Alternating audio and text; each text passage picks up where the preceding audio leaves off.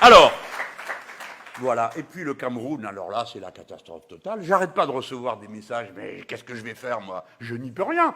Je ne peux faire qu'une chose, c'est dire que je ne suis pas d'accord. Pourtant, le président Macron s'était rendu sur place. Le tyranno local s'appelle Paul Biya.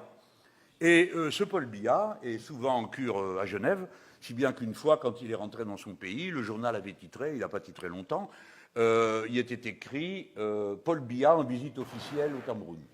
Comme il était président, ça la foutait mal. Alors, ça prouve que les Camerounais ont de l'humour, ce qui est vrai.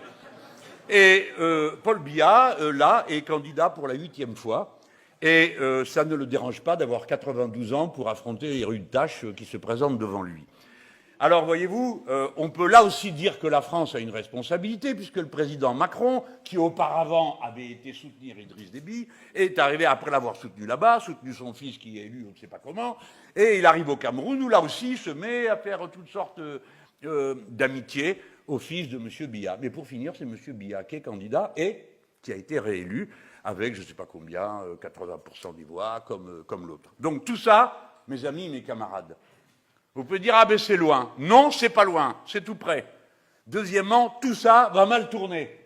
Et ça va directement concerner des millions d'hommes et de femmes qui sont liés à nous directement, soit par les liens d'immigration et liens de famille, soit parce que, procédant du même univers, nos intérêts se trouvent liés les uns aux autres.